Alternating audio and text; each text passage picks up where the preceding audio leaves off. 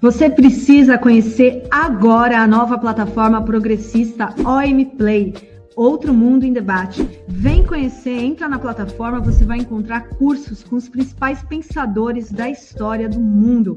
Foucault, Freud, Lenin, muito mais com os professores renomados. Vem fazer parte dessa iniciativa, conheça a OM Play. Olá, Tings, bom dia para você aí, né? Sim, boa noite, bom dia. Tings, muito bem-vinda aqui ao Jornal da Fórum, sempre muito bom recebê-la. Você está aí em Beijing. Fala para a audiência aí que horas são aí para o pessoal entender. Que horas são aí?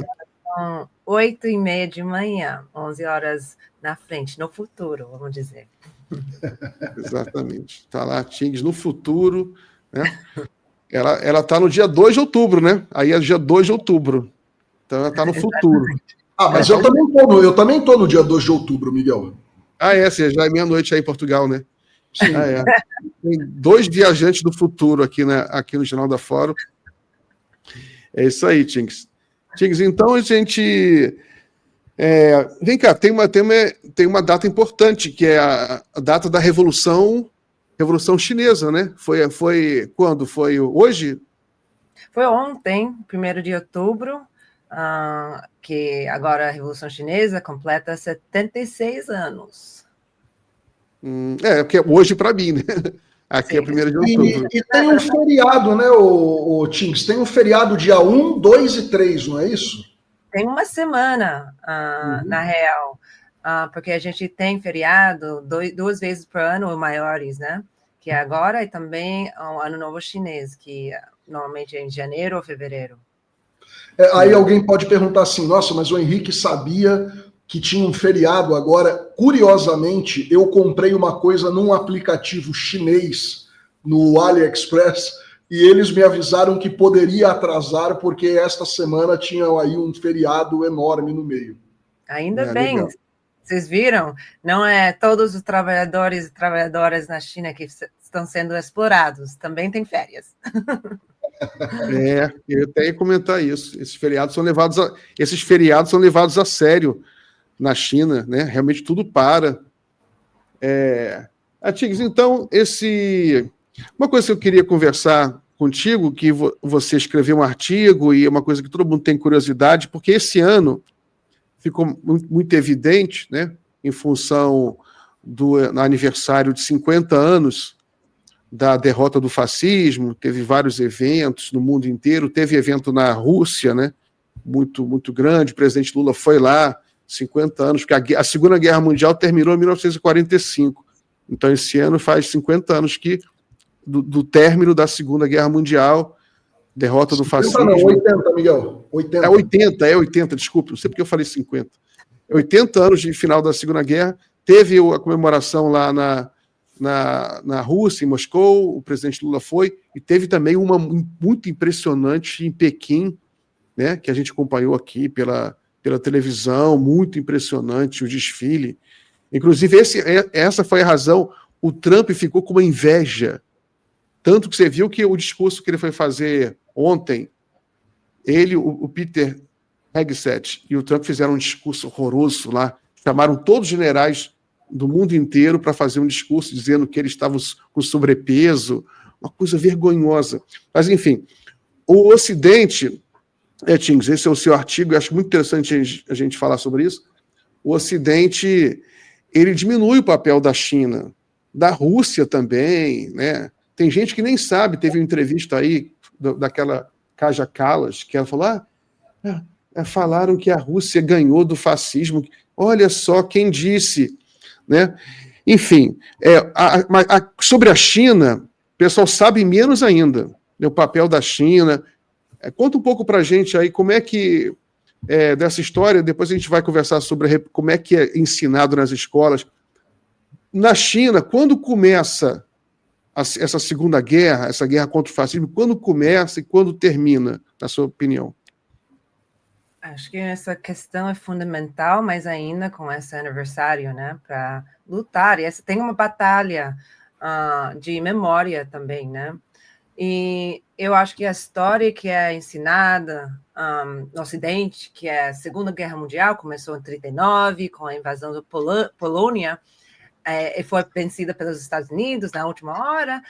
Bom, essa história está fundamentalmente equivocada, porque não é qualquer, uma narrativa que serve a um propósito político, né? E para colocar a Europa no centro de tudo e também vender a ideia que as potências como Estados Unidos e Inglaterra foram as salvadoras do mundo. Mas a verdade é que a luta mundial contra o fascismo, eu acho que esse nome é mais apropriado do que a Segunda Guerra Mundial, porque é uma coisa muito mais ampla, para a nossa parte do mundo, na Ásia, começou na Ásia mesmo. E o ponto de partida para a gente foi 18 de setembro em 31. E nessa data, o Japão imperial forjou uma desculpa, enfim, não vou entrar nos detalhes, mas era uma explosão numa ferrovia, era para invadir a Manchúria, no nordeste da China na época. E ali começou uma brutal guerra de resistência que na China durou 14 anos. E durante os primeiros 10 anos, entre 31 e 41, a China lutou praticamente sozinha nessa frente de guerra na Ásia. E além de negar essa história, eu acho que é importante falar um pouco da resposta e do papel do Ocidente nessa época. Não foi de apoio das forças chinesas, mas foi de cumplicidade com o Japão. E, por exemplo, até 41, os Estados Unidos forneceram 80% do petróleo e 90% do metal que alimentava a máquina de guerra japonesa. E a gente pode falar sobre os bancos ocidentais também, que continuaram seus escritórios em Tóquio, tudo estava funcionando normal.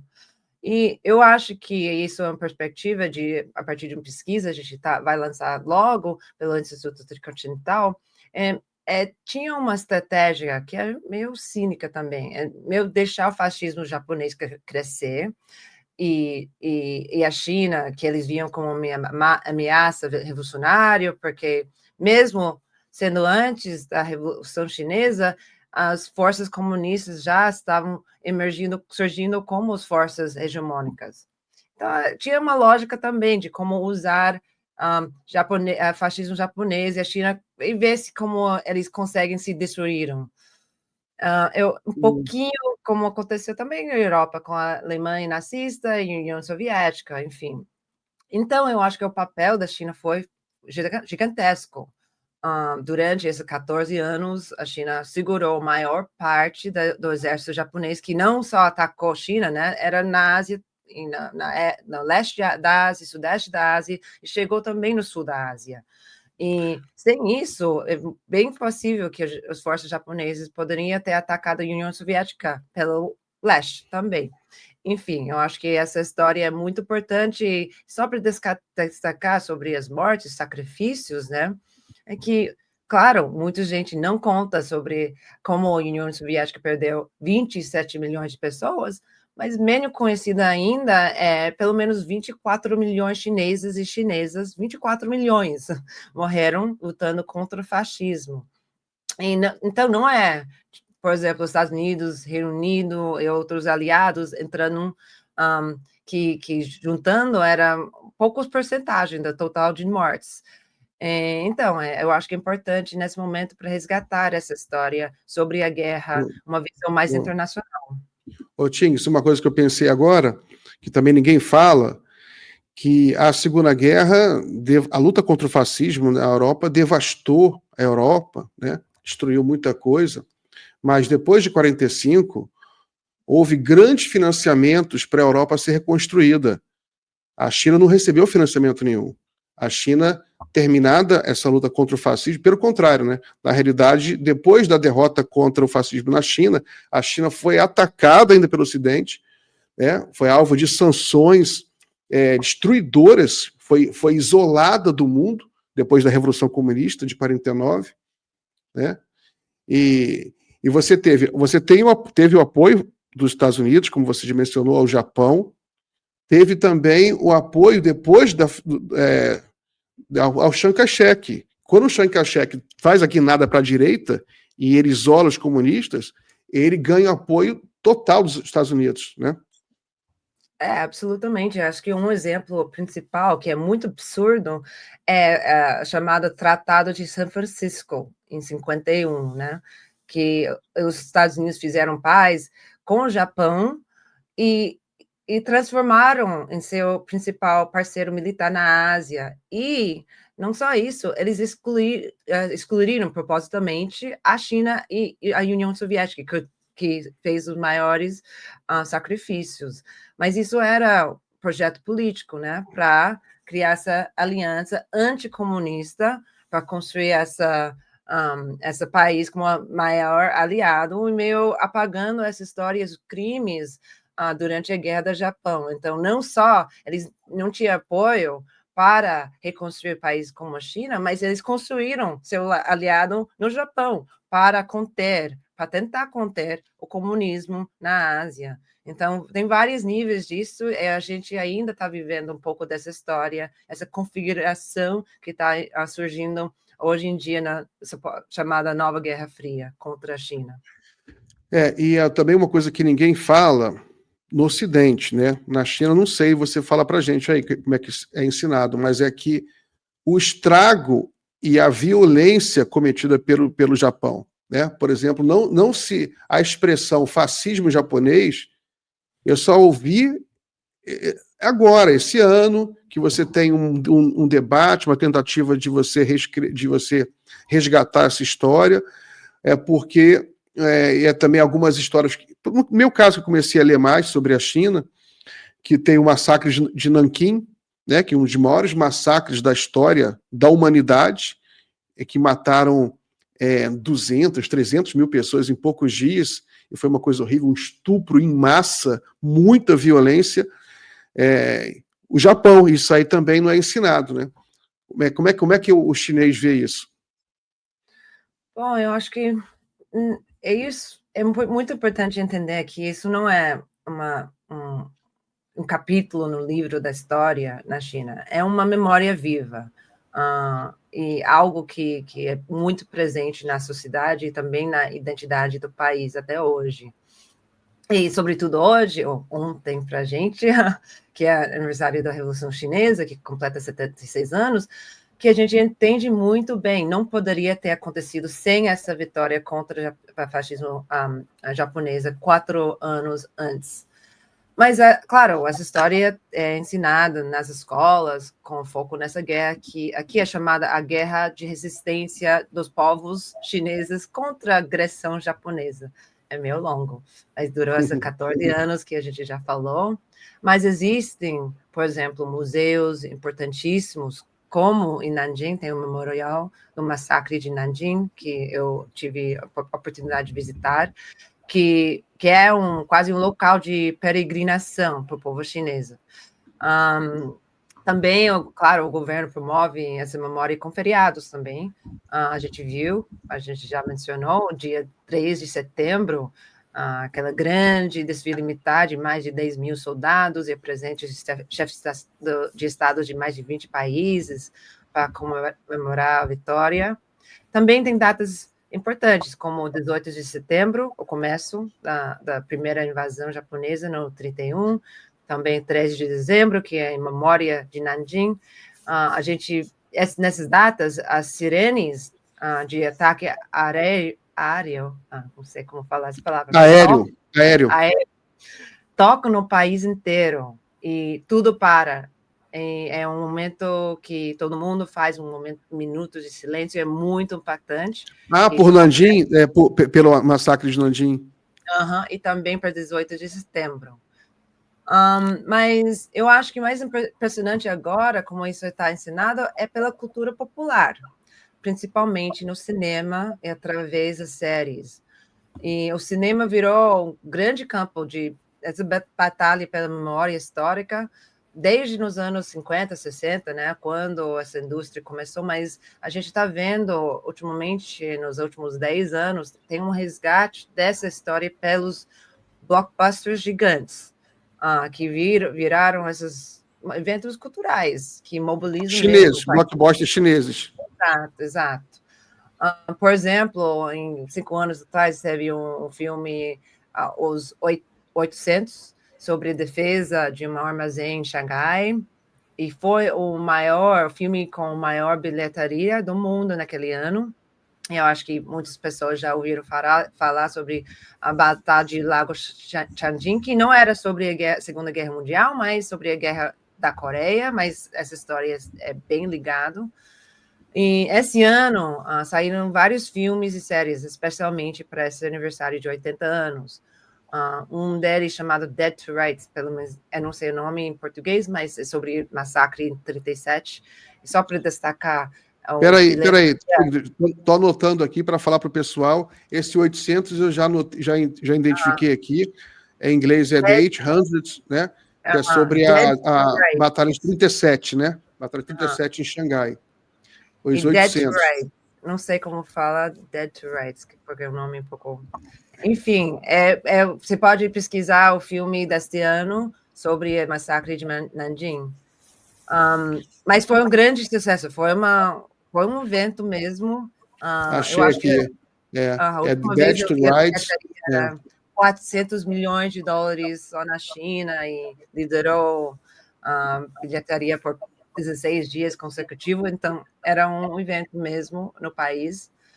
Tem um outro filme que está saindo agora, que é um filme sobre a notória unidade japonesa, chamada Unidade 731, que mostra basicamente as atrocidades da guerra biológica que os japoneses fizeram aqui. Esse filme também foi lançado esse ano, nesse período de comemoração. Enfim, só para dizer que esses filmes cumprem um papel muito importante para consolidar essa história, mas também construir essa narrativa de sacrifício nacional, resiliência e, acima de tudo, de soberania, que essa soberania nacional foi conquistada pelo poder popular, e sobre a liderança dos comunistas, claro. Então, isso é muito importante ainda hoje, quando a gente está vivendo essa conjuntura política tão... não sei como dizer, mas a gente está revivendo essa história com a leitura de hoje. Agora, Tings, me diz uma coisa, eu tenho muita curiosidade, e isso, por mais que sejam assuntos de Estado que deveriam ser públicos, aqui no Ocidente a gente encontra muito pouca coisa a respeito disso, que são as relações oficiais, institucionais de Estado, hoje, entre a China e o Japão. A gente vê, volta e meia, encontros ou ações ali bilaterais, sempre marcadas por muita austeridade por conta desse passado, mas eu queria ouvir de ti, né, que tem naturalmente muito mais conhecimento sobre isso, como é que a China como Estado, a República Popular da China, e como o Japão, o Império do Japão, como um olha para o outro hoje, oficialmente, em suas relações. Como é essa relação? Ela é fria e é austera, mas tem um sinal de aproximação? Não tem. Se não tem, é porque um dos lados não quer, os dois lados, ou porque não é possível. Como é exatamente essa relação entre os dois estados nacionais, a China e o Japão, hoje? Bom, eu acho que também isso depende um pouco dos ciclos das relações no Japão, né? Porque tem primeiros-ministros do Japão que tentaram também se aproximar mais com a China. Eu vou pensar, por exemplo, no primeiro-ministro Hatoyama, que também participou no desfile, não estava no desfile, mas participou nas celebrações de 80 anos, no 3 de setembro agora. Ele era muito mais aberto para se aproximar com a China e também para reconhecer essa história, esses crimes também do Japão, das forças japonesas. Mas também tem outros líderes japoneses, como o famoso Shinzo Abe, né, que representa mais a extrema-direita, que também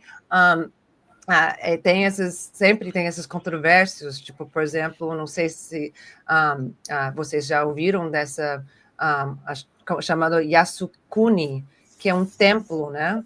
Que muitas vezes esses líderes japoneses, como Shinzo Abe, vão visitar quando eles estão sendo inaugurados. Mas lá tem vários criminais de guerra que são honrados até hoje. Então, cada vez isso acontece, isso também tensiona as relações, não só entre os estados, mas também com o povo chinês, porque isso é um assunto muito, muito sensível.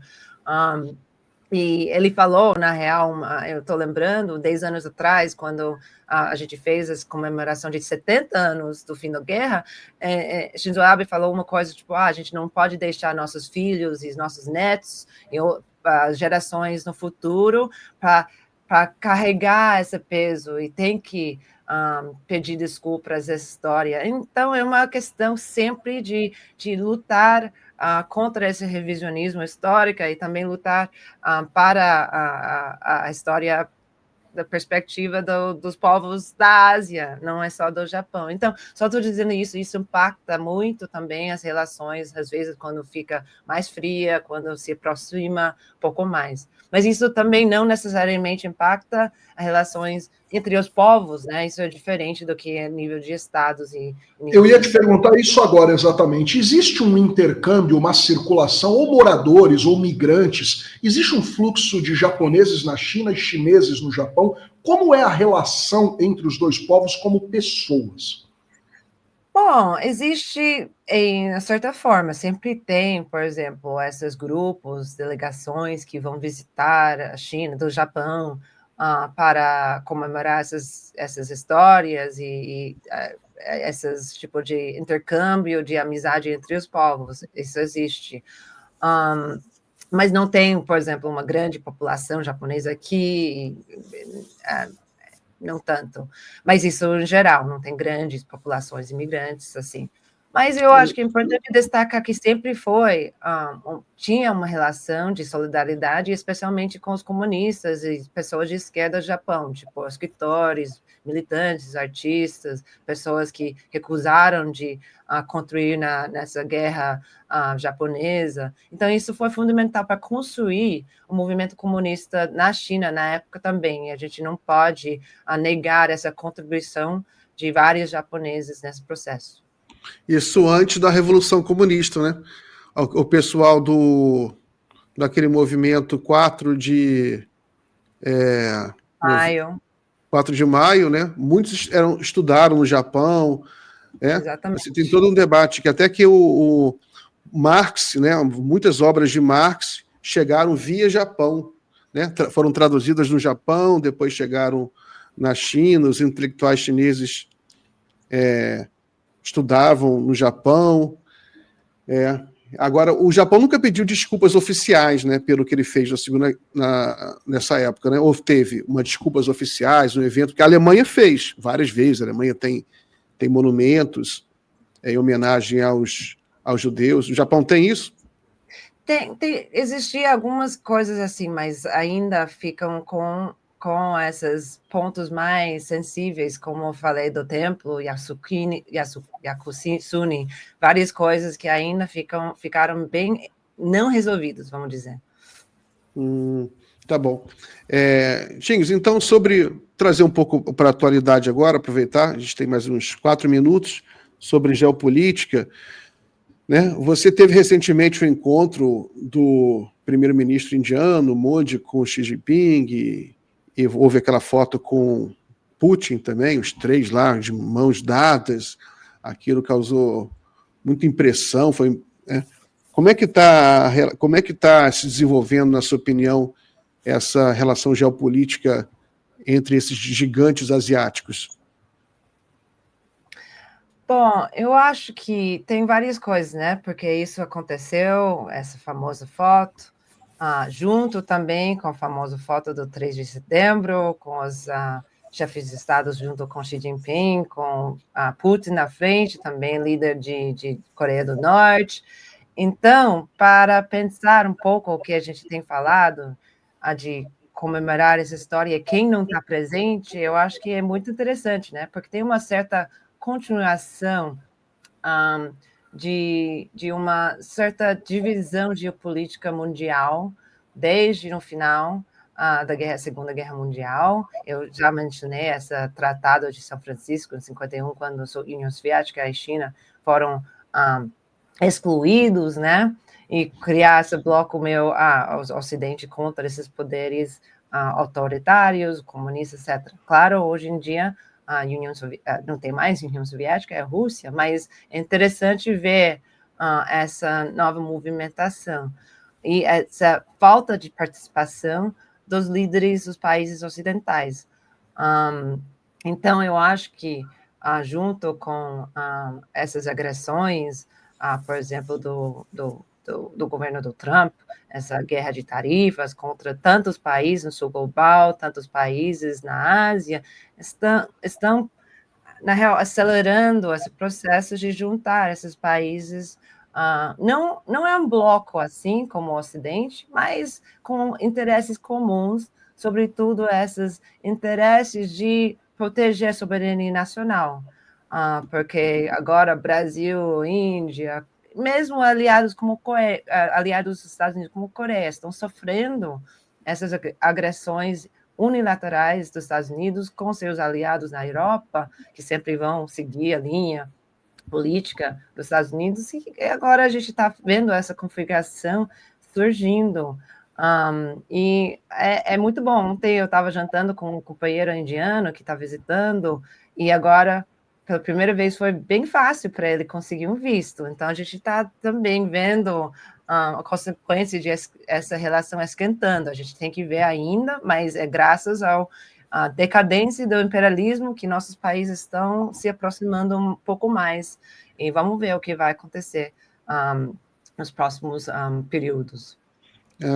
É porque não era fácil conseguir visto, né? Eu vi que a Índia foi agredida agora com o Trump, um novo decreto do Trump de aumentar para $100 mil o custo de um visto para profissionais, sobretudo na área de ciência, tecnologia. 75% são indianos.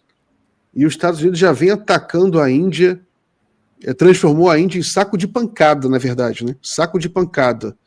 Aqui, vários secretários chamaram a Índia de lavadora de dinheiro. Isso é em público, né? E o secretário o assessor principal do Trump para comércio. O Scott Bessent, secretário do Tesouro também, dizendo que a Índia se aproveitava, que estavam ganhando dinheiro, né? Até os economistas que eu assisto falaram, qual o problema? Os Estados Unidos, eles são meio... Enfim, mas como é que está a situação econômica agora da China depois das tarifas? Você notou alguma mudança ou a China conseguiu superar bem essas agressões comerciais do tarifaço? Que ainda tem tarifa, se bem que eles estão adiando, né? O pior eles adiaram, mas ainda tem algumas restrições. Como é que a China está enfrentando isso? Claro, em algumas áreas foram bem mais afetadas, mas isso já existia antes das tarifas mais recentes, por exemplo, de alta tecnologia, as questões de chips e tudo, né? Mas no dia a dia, para uma pessoa chinesa, no dia a dia a gente não sente o impacto dessas tarifas. E a gente entende que isso só acelerou o processo da China diversificar os parceiros comerciais cada vez mais, olhando para o sul global, que é bom para os países do sul global, e também fortalecendo as cadeias de produção doméstica, né? Isso já vem acontecendo, porque não era só nesse momento de tarifas. A gente já despertou com o Trump 1, com a guerra comercial. Mas eu queria só dizer, com outra questão, é que eu acho que com essa aproximação dos países do sul global, pelos BRICS, pela Organização de Cooperação Xangai, pelos ASEAN e outras plataformas econômicas políticas do sul global, isso só vai acrescentar, porque a gente sabe que o motor, e o Ocidente sabe também, o motor econômico do mundo já mudou, não é mais na Europa, não é mais nos Estados Unidos, já mudou para o sul global, com foco na China e na Ásia em geral. Então, a gente vai ver que essas para meio compensar para essa mudança, eles vão aumentar o uso de essas agressões políticas, agressões econômicas e poder militar para meio tentar balancear essa quadro, mas isso não vai mudar a direção da história, o motor da história já está indo para outra direção. Como o presidente Xi fala, a gente está vendo mudanças não vistas em 100 anos, e isso já aconteceu e está acontecendo. Muito bem. Ô, Tings, o que a gente quer saber é o seguinte, quando é que o chinês vai começar a beber café de verdade para... A gente não sabe nem se é bom ou se é ruim, né? Porque se ele começar a beber café que nem o brasileiro toma, não vai sobrar café para o Brasil. Por outro lado, é bom que os produtores vão ganhar dinheiro aqui, a gente vai se libertar dos Estados Unidos de vez. Mas como é que está o consumo de café aí? Bom, isso é um fenômeno recente, né? Vocês estão sentindo um pouco aí no Brasil, mas ainda não é uma coisa popular assim, para bem ou para mal. Mas as grandes cidades como Xangai agora já tem um maior número de cafés no mundo, e eu diria 15 anos atrás ninguém tomava café, ou poucas pessoas, então é um mercado que ainda está crescendo, mas também tem uma produção de café no sul, na província de Yunnan, que está crescendo também, então talvez não depende só comprando os baratos do Brasil, vamos ver. Muito bom. Henrique, vamos liberar a Tings. Tings, muito obrigado, então, pela entrevista. Bom dia para você e mantemos contato. Muito obrigada, é um prazer estar aqui. Valeu, obrigado, Tings.